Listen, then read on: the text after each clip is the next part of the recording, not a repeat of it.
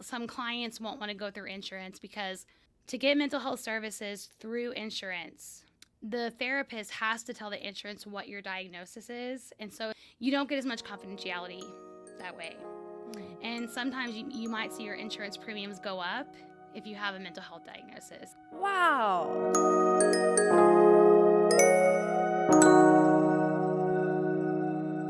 Hello, everybody. Welcome to Sex Positivity Unfiltered, where we talk about sex and we are not polite about it. My name is Lindsay Murray. And I'm Denise Stratton. And today we are talking about what to do if you cannot afford therapy. So for anyone who's new to our podcast, I am a therapist, a sex therapist specifically, but I work with lots of different clientele, not everyone just for sex therapy. And so I know Denise, I think this topic is important for anyone, but I know this was an important one for you to talk about on the podcast of what do people do when they can't afford it, which is a really great question. Like, what do you do?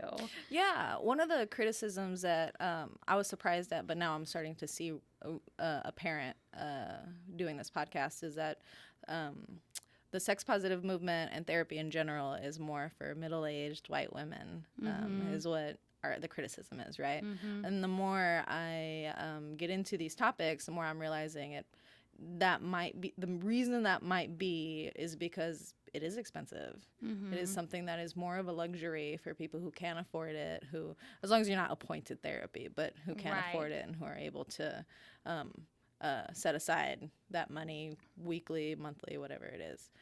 So yeah, it is very important to me because I have struggled with finding affordable therapy in general. Yeah, I wanted to kind of kick this off. I wanted to share my perspective on this. It is a fair criticism. Therapy is and can be expensive, and I'm expensive as a therapist. I know people pay good money to see me. And I want to share a little bit about like why therapists might do that, okay? And every therapist might have a different answer, right? Okay. Depending on who they are.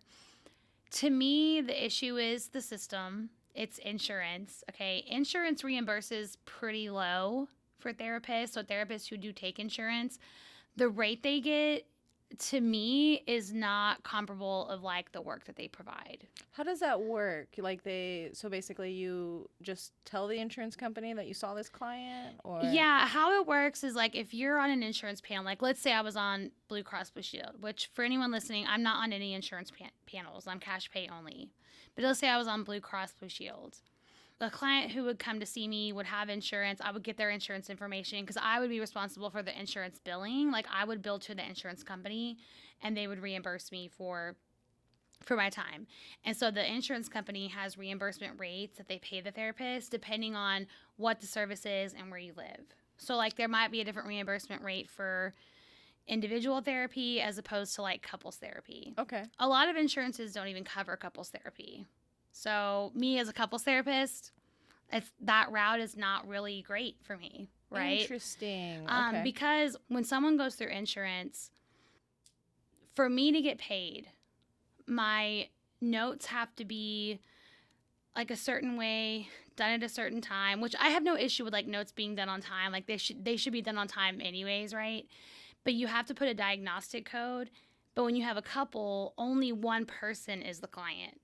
Like when you give a diagnostic code, you're basically saying the primary client is Sue, not John, and this is their diagnosis.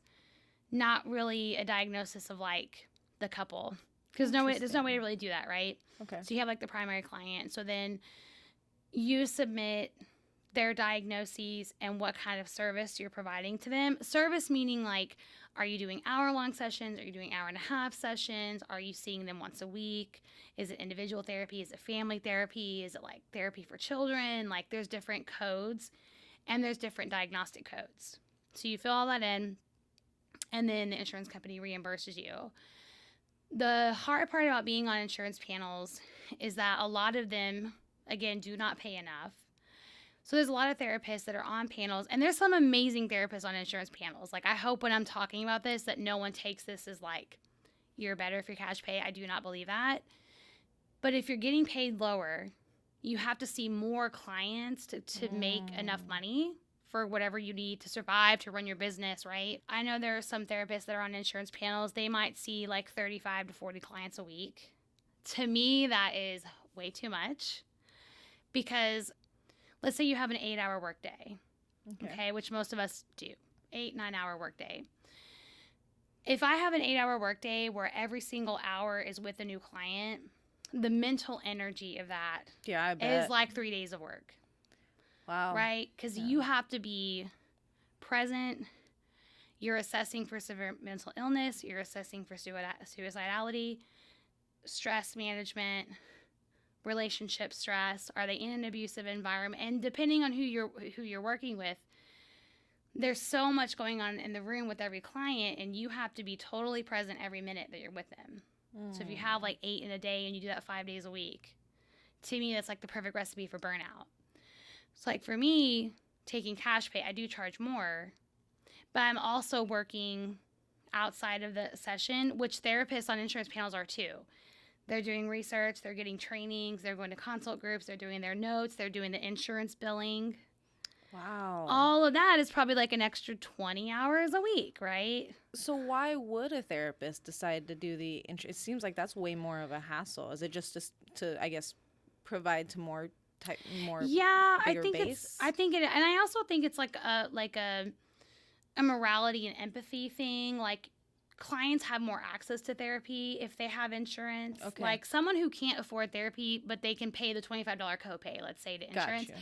Therapists really want to provide that. Okay. So it is kind of an honorable thing to do, right? Like it does make sense, and you do have more, like, it can be quicker to build your caseload when you have insurance because more people have insurance than ones that are wanting to do cash pay. Yeah. Right. So I know for me, like I charge more, but I only see like 20 clients a week. But again, I run my business. Yeah. You know, I'm going to trainings, I'm doing research, I'm going to consultation. Like, even though I only see 20 clients a week, I probably still work like 40 to 50 hours a week. Yeah, no, you're constantly busy. I Constantly, will attest to that. Constantly busy. And therapists that are on insurance panels are the same, right? And so it's harder if you're making what I would say a pretty low rate. And then you've got to take on more clients because what you're getting paid per client, it's not enough to like keep your business going or whatever. Wow. And then also some clients won't want to go through insurance because to get mental health services through insurance, the therapist has to tell the insurance what your diagnosis is. And so you don't get as much confidentiality that way. And sometimes you might see your insurance premiums go up if you have a mental health diagnosis. It's almost like you get help.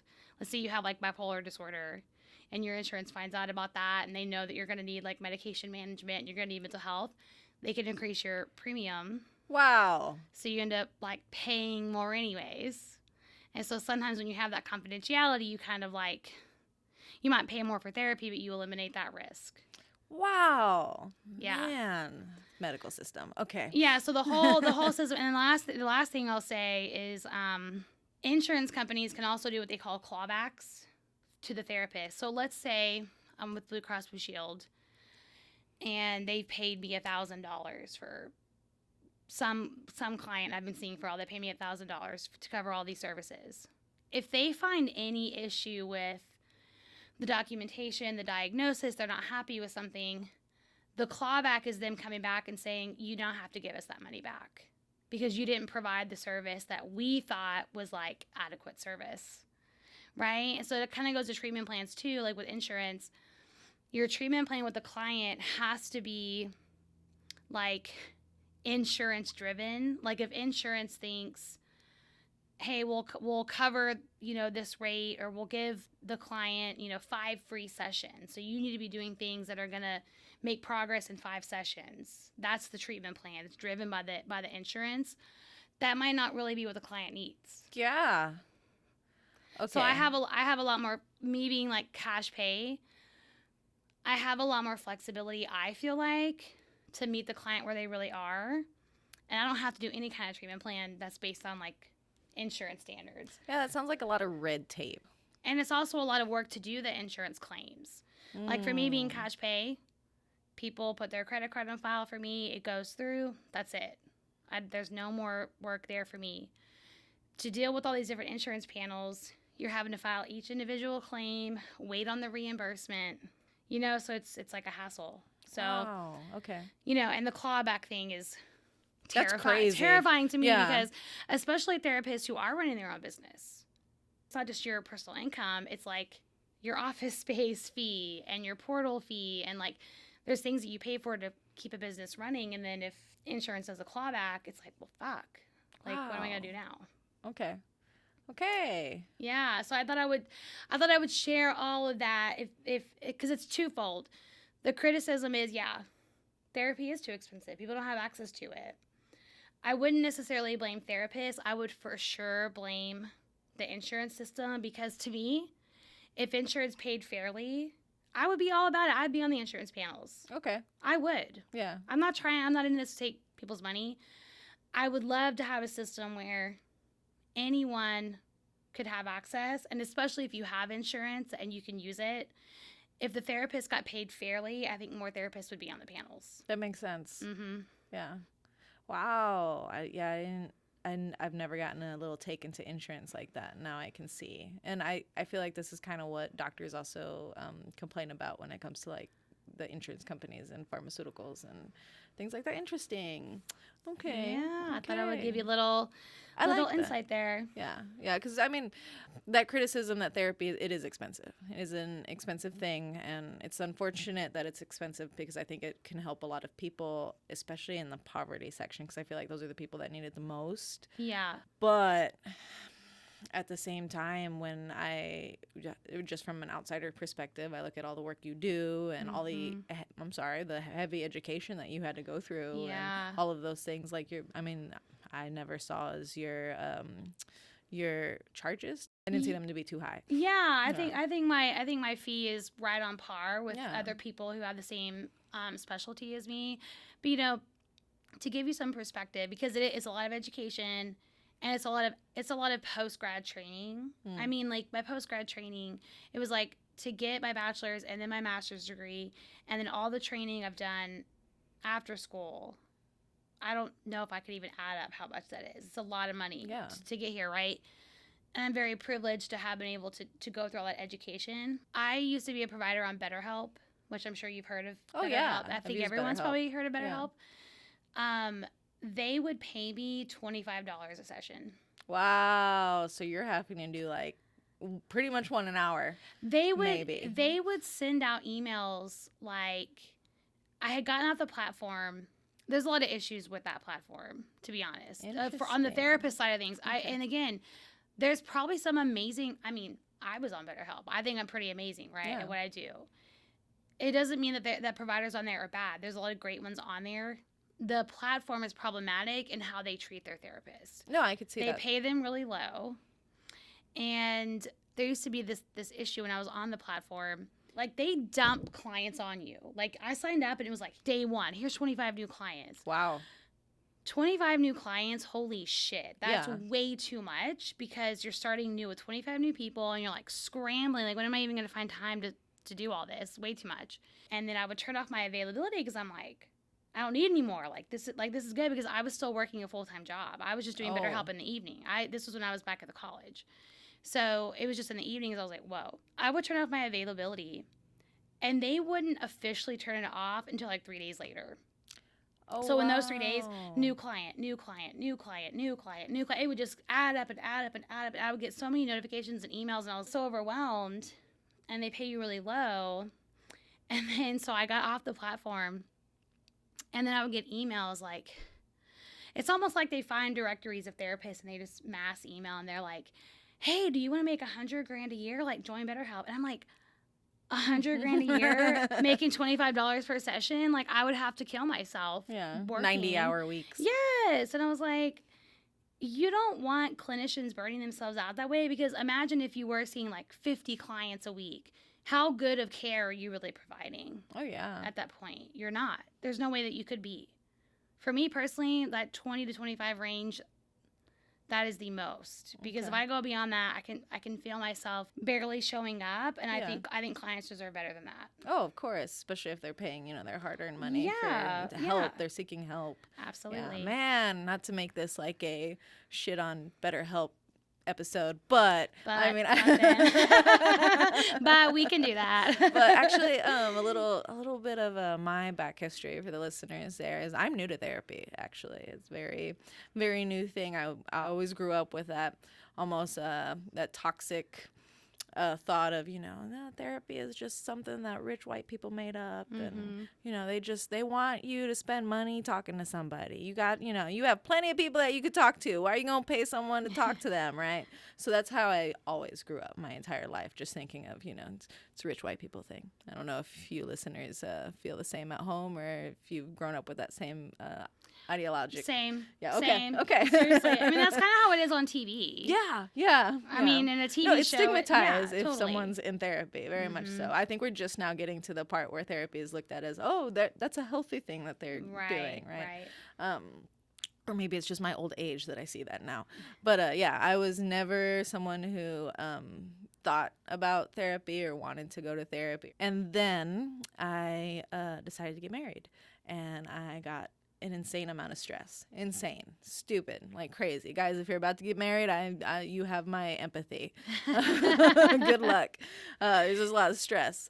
So I started like lashing out and starting, a lot of excessive crying, a lot of I was acting in ways that I never really acted before, right? So my company just so happened for the turning of the year, this was back in 2022, that they were going to offer BetterHelp, actually. So you get your first 10 sessions or half off or something like that. So it brought the charge down significantly. So I was like, you know what, babe, we got on it. We ended up going to like their sister, which was Regain, but they're the same company. Oh yeah, it seems like. yeah. Regain is through for couples. I had clients through Regain when I was on BetterHelp. Yeah. Okay, yeah. That also just navigating the platform as a new person.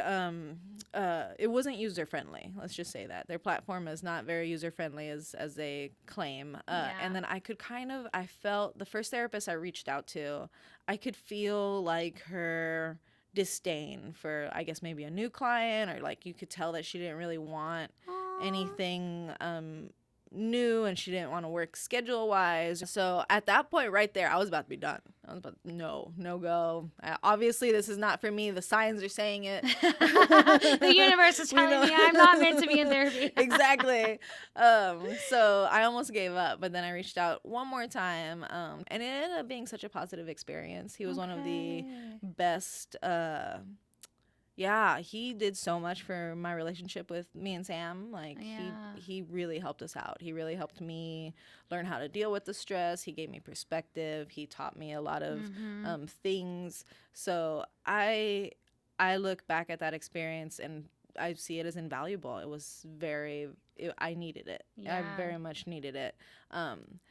But and this is where I'm starting to see your side of things. I went back when I was going back for school, which was this year, and I tried to find him on BetterHelp and realized that he wasn't there.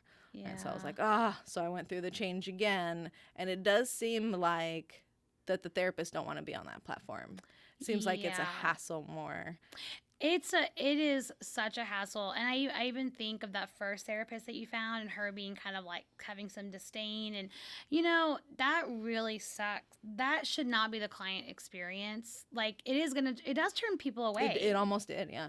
Therapy is such a vulnerable thing to even reach out for. You have one bad experience, like, well, fuck that. I don't want to do that anymore. Yeah. I understand. I totally get that. So it's not right that it's like that. But it does make me wonder, like, was she drowning on that platform? Yeah. Right? And then, of course, who gets the brunt of that? It's the client. Oh, yeah. Yeah, it sucks all the way around. And then I even see their prices, like their full prices, and I would look at their full prices are very affordable. I mean, they're on my list as an affordable place to go. Yeah. And when you compare it to an actual, I would look at your prices, and I would now obviously you're a specialty, so it's a little bit different. It makes sense to pay a higher price. But even like if when I was just reaching out in general recently, I mean, BetterHelp is a very affordable place. But that being affordable, I could see from the staff perspective, from the workers' perspective, obviously it's like you said, hassle. It's a lot more work than it should be for what you're getting out of it. Yeah, definitely. And it stinks because when you get off of there, there's no way for clients to find you again, and there's no way for you to reach out. Like, I remember when I got off of the platform, I have a special bond with my clients. Yeah. Like, I love my clients. I genuinely do. Like, if you're my client, I really care about you a lot, right? And so if I'm leaving a platform, I never want to give the impression that I'm just like, poof, I'm gone, you know? So I did have like final sessions and stuff, but usually when I have like a termination session with someone, I love for them to have my info because I'm like, what if you need therapy again one day and you want to come back and see me because you already know me, right? Like that, Oh. like now in my practice now, I have plenty of clients who come back and maybe even just for the short term, right? Like I got them. I shouldn't even say I got them through. It's not on me. They got themselves through with my help, like a hard time. Yeah. And then let's say something comes up later and they just kind of need someone to process with. Yeah. Yeah. I love for them to have my work cell phone number. They can text me, they can email me, like just reach out. I'll schedule you again.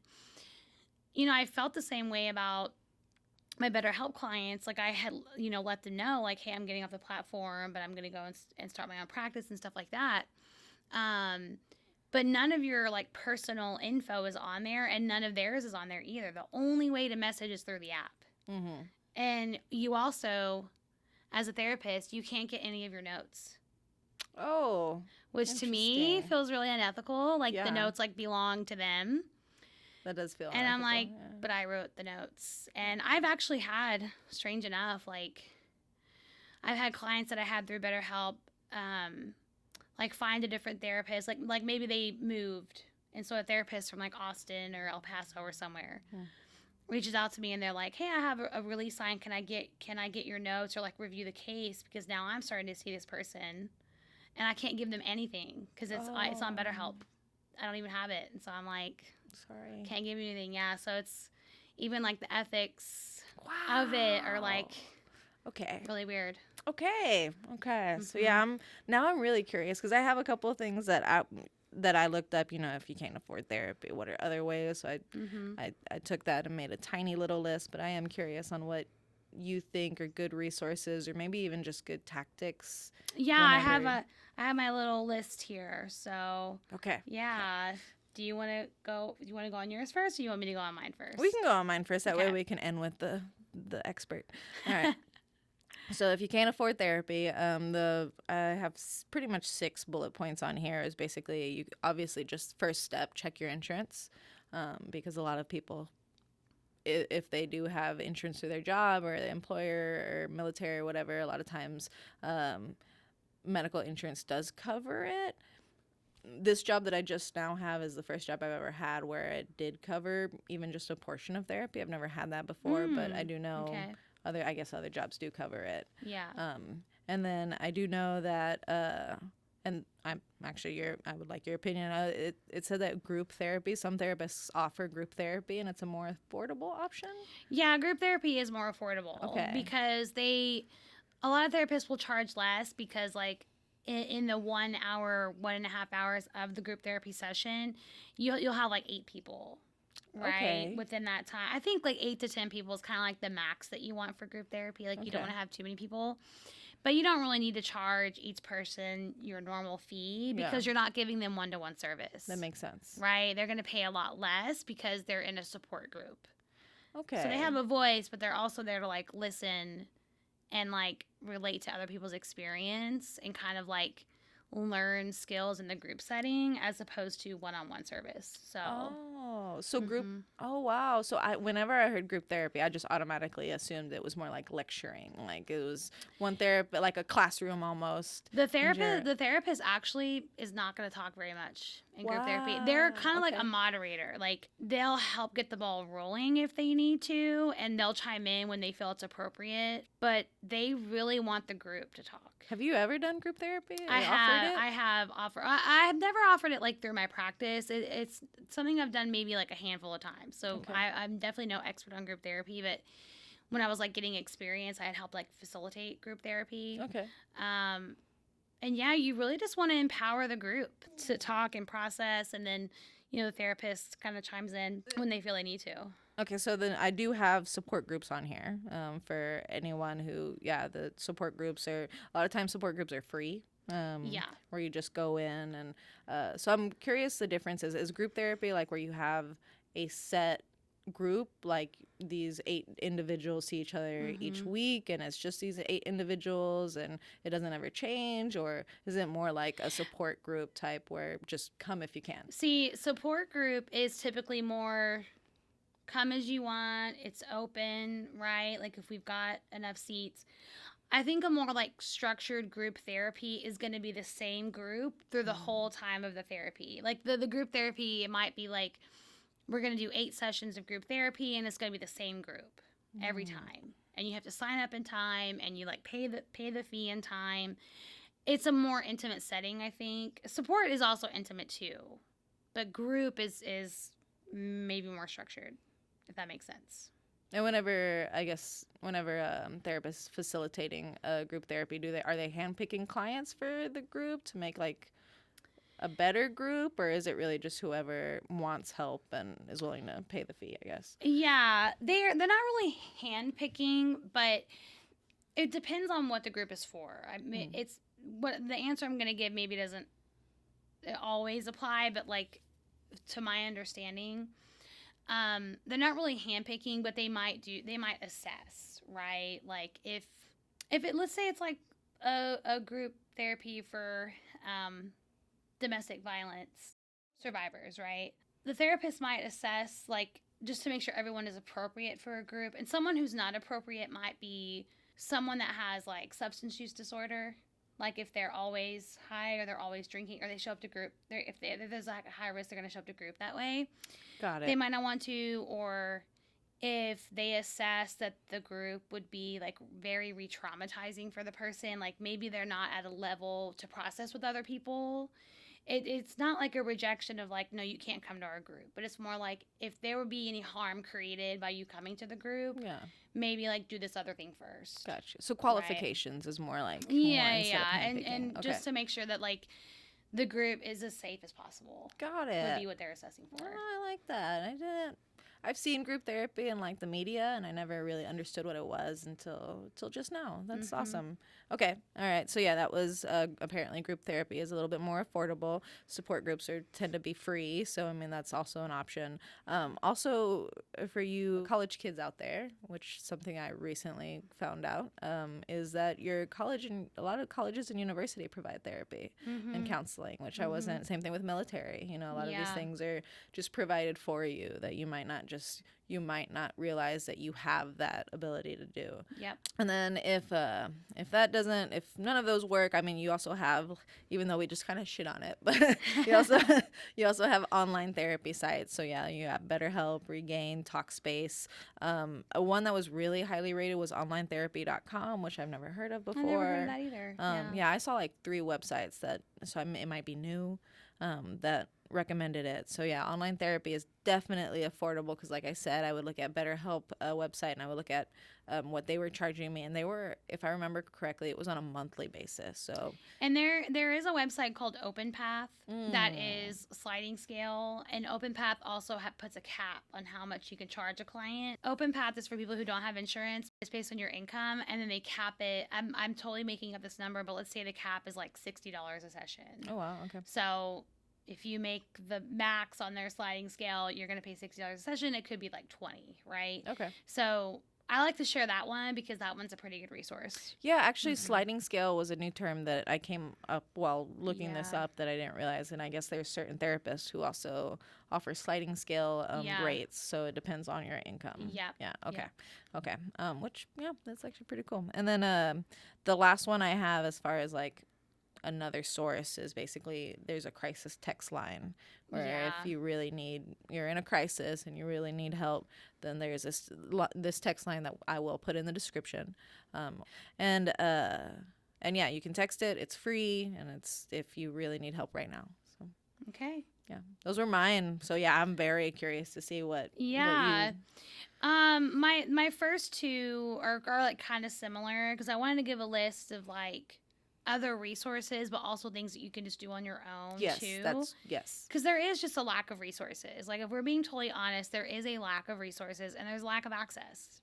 So until there's really a system change, there's not like what we're talking about now, I think is like some of the best options, right? To find affordable or free. There's also community health centers. And so depending on where you live, like I'm going to use Irving here in like the DFW area, they have a community health center where like even physical health services are free.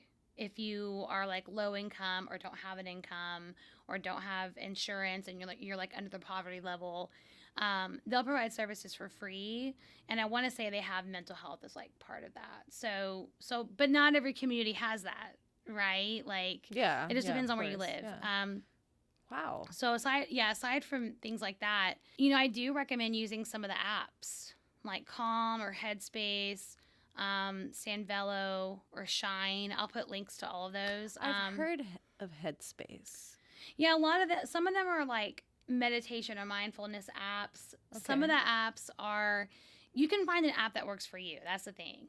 I know for me, meditation apps are not really my jam. I have nothing against meditating. I just know that I never commit to it for whatever reason. But some of the apps are like mood trackers where you just track your mood every day and you're kind of looking for patterns, which to me is really helpful because I feel like every day is just a new day for me. So I'm like, oh, I feel bad today. And then tomorrow I might feel good. Then I might feel bad for 3 days, but I don't really notice the fluctuation in mood. And so if you're tracking it and like you look back on the month and you're like, whoa, I've been depressed 20 of the 30 days this month or whatever. And you might Do not you even just notice. does it ask you your mood and you just tell it, or? Yeah, you can like put what it is. And like there's one, I can't remember which one it is. I'll have to find it and put a link. But there was one I used to use where it would use like different faces. Like the smiley face is like green, which means like happy. And then like the sad face is like blue and it means like sad and depressed. And there would be like different, it would almost use like different colors. And so when you would look, you could like get the details, but you would also just see the color.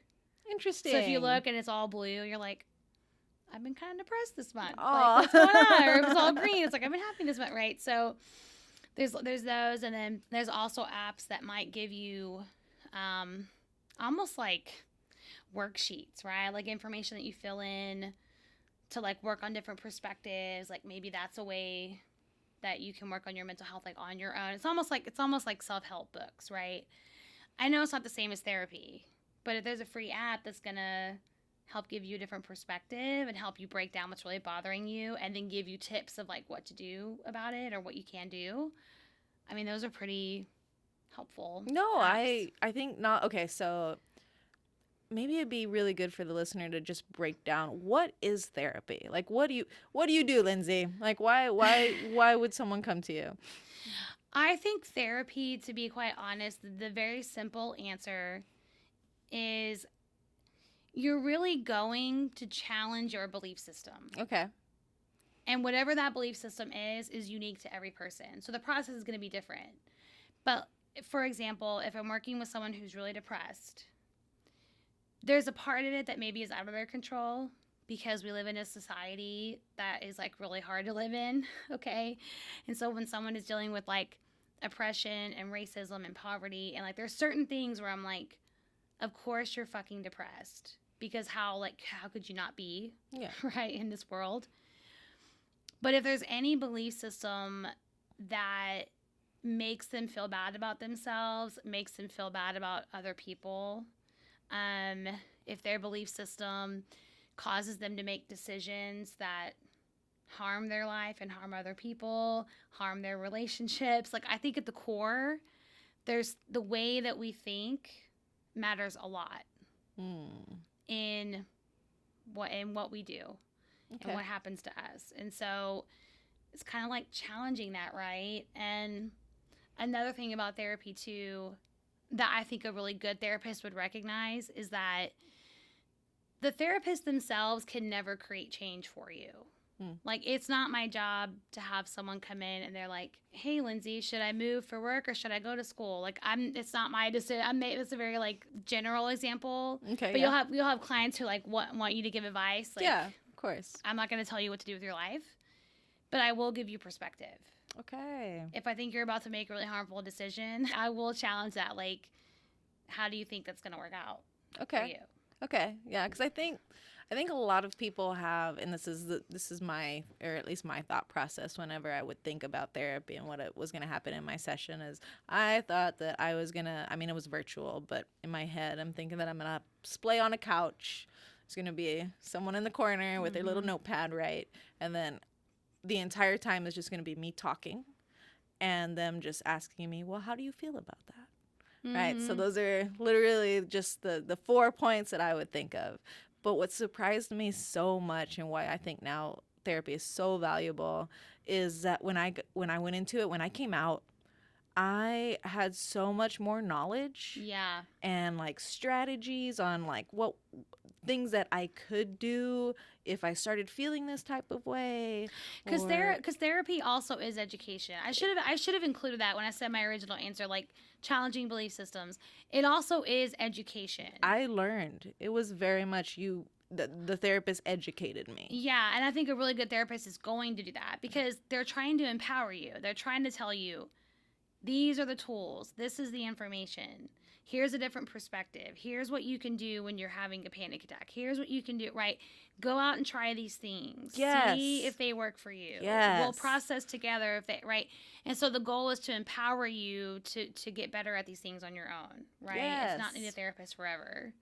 So that's a big, really big part of it is it's education. Yeah, and so that's why I could see where these apps and these other facets could. I mean, to me, there's not really a replacement for therapy, but they're really good supportive material. Yeah. So going to the next thing on my list, making lifestyle changes can help. And when I say this is not to shame anyone because, like, I'm using depression as an example, but depression is very much a catch-22. It's like, because I'm so depressed, I have no motivation to do anything. But if I could like make some lifestyle changes, maybe I wouldn't be so depressed. So it's like, how do you how do you start? But if you make lifestyle changes, small ones, going on a walk for 10 minutes, eating less junk food, right? Maybe not even eating less junk food, but adding nutrition. Yeah. If you love to eat chips all day and it's hard for you to stop doing that, eat some fruit in between. Yeah. Have some yogurt. Right, like you can add in things that have nutritional value and go on a walk for 10 minutes. And sometimes like that can be really impactful to your mental health. So that's one. Oh, the next one is kind of one we've already talked about. It's like using available expert knowledge. Speaking of like worksheets, and we've talked about apps, there is a website called therapistaid.com, which again, I'll link. I know it's therapist aids, like a lot of therapists use it. I use it sometimes too, but it's basically a lot of really good worksheets and visuals and education for clients that therapists can use with clients. But if you're someone who can't afford therapy, you can go on that website yourself. It's open to anyone. Oh, good. It's free. It's free. You can download it and you can edit the worksheets to make them your own. Amazing resource because it also breaks it down per category of like what you're struggling with: depression, self-esteem, anxiety, like that kind of stuff. So that's another one. The next one I have on my list is to lay out your non-negotiables in your life. Because if you are stressed and you can't afford therapy, I do always go back to, have you laid out those non-negotiables? Meaning, like, what am I agreeing to or not agreeing to in my personal life? Like, if I'm not getting enough sleep and it's because I'm drinking until midnight every night, is one of my non-negotiables for myself that I'm going to be home by 10 to get some sleep. Or is my non-negotiable, is it boundaries with other people? If I have really poor boundaries, is that affecting my mental health? Do I need to reevaluate, you know? Okay, Lindsay, stop attacking me. So that's another one. And on that website I mentioned, and there's probably an app, even just looking up like what boundaries are, right, and how to figure those out for you. Next is starting a journaling practice. You can Google journal prompts. I'll get that question, like, how do I know what to write about? Google, what do I write about in my journal? What are questions to prompt me? And you can roll with that. You can start journaling. Because sometimes when you write, it's really cathartic. And that can get a lot of info out of your brain and then go back and reread it. Like, what did I write about last week? It's like, oh, there's a lot of insight there that I'm giving myself, right? So you can do that. Lean on a healthy support system if you have one. Yeah. Some people don't. To me, those are the people that probably need the most help are the people that have a lack of community, a lack of support system. They're the loneliest. So it's really, really sad to see. But if you have a healthy support system, lean on them and don't isolate yourself. Yeah. Confide in them, right? And part of that goes to my next point, which is like sharing your experiences. And so it kind of goes back to vulnerability. People who lean into that vulnerability and start talking about like my experiences, both good and bad, and they find like connection in that and support in that, can do huge things for your mental health.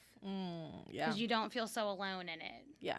That's also another thing you do get from therapy is like, to me, a really good therapist is going to make you feel like no matter what you've been through, you're not alone.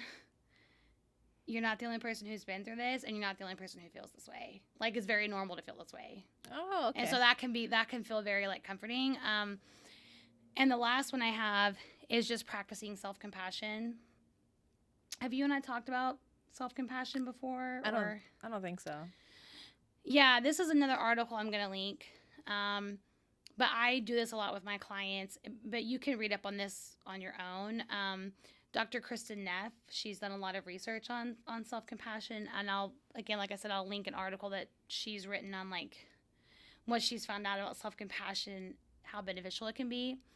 But she kind of does this comparison between self-compassion and self-esteem, and how like self-esteem is great, but if you have no self-compassion, the self-esteem is more likely to crash and burn when something does go wrong.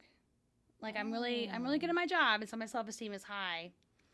And then I lose a lot of money in a deal that I messed up. Come crashing down. Oh yeah, now I'm the worst employee that's ever happened. Yeah. Whereas self-compassion is kind of that concept of like, I can be honest with myself. Maybe I wasn't proud about that, but I thought that was the right decision at the time. Okay. And that doesn't mean that I'm like a huge piece of shit, right? And so it kind of goes into that. I think a lot of people don't have any self-compassion, which means they probably don't have a lot of compassion for other people either. So if you can like build that, and even just educating yourself on what self-compassion really entails, that can do wonders. Okay. Yeah. Wow. Yeah. I do want to mention when you spoke of the people who don't really have a community and have a support system. That's those, like you said, those are the people that I feel like need it the most, right? Need therapy the most. And guys, that's actually the reason why we created this podcast, is because we're really trying to talk to the person who doesn't have that support system, who doesn't have someone to lean on, or maybe that they their community is just not about mental health space, or about sex positivity or things like that. So that's kind of absolutely. I really want I want this podcast to be something that people listen to and they feel heard and related to, and it's like, wait a second, that's how I've been feeling, or that's how I would describe like what happened to me. And then you've got us just normalizing talking about it.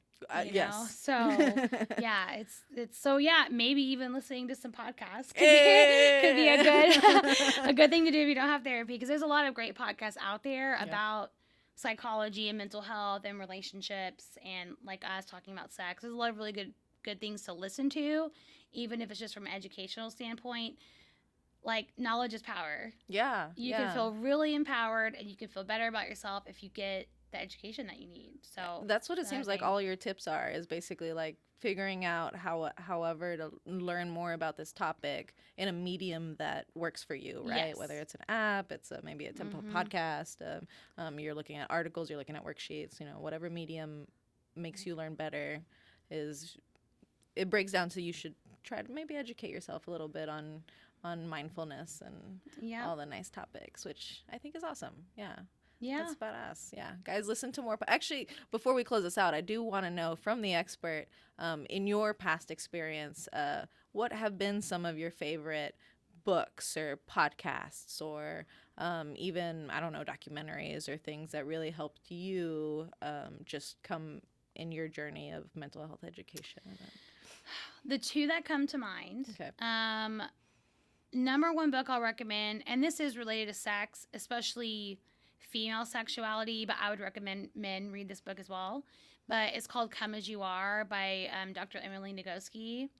Amazing book. Okay. Amazing book. Like, I've had clients read it, and even in reading that book, I've heard clients say, like, this is the first time I have felt like I'm not just broken, Wow. Okay. that I'm normal, and I've just got some stuff going on, and I've got control to do what I want to do, and to look into things if I want to, and it's just an amazing book. And then another one is called The Body Keeps the Score. I'm not going to be able to remember the author's name. I'll link it. But The Body Keeps the Score, and it is about trauma. And I've had a lot of clients really resonate with that book too. Okay. Because when we're talking about trauma, I think if you've been through a traumatic experience, but you've never had anyone walk you through what that actually does to you, that's very confusing. Like, if you've been through a traumatic experience and you just kept it to yourself, and you've never processed it, and you've never had an explanation of, like, why it's important to process that and how it's going to impact you in the future, it's really confusing. Okay. Okay, so those are the two books that I would recommend. I like it. Okay. No, this was really good, especially for, I mean, guys, this is going to air in January after the holidays when we are all broke. We've all spent a lot of money that we shouldn't have spent. So I do know that a lot of times I've seen one of your Facebook posts where you said that if for some reason New Year's resolutions, a lot of people will have therapy as one of their New Year's resolutions, but not a lot of people can afford therapy in the beginning of the year. So yeah, I thought it would be important for us to kind of help you guys out.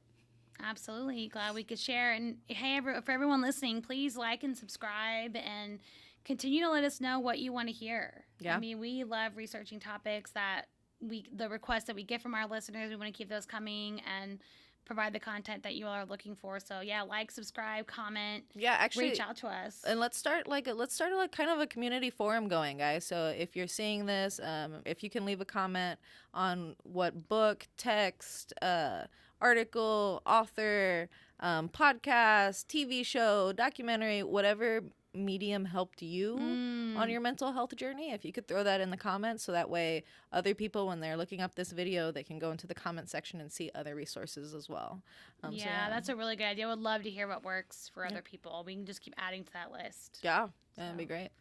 Awesome. All right. Well, we are Sex Positivity Unfiltered. And remember to stay curious and fuck politeness.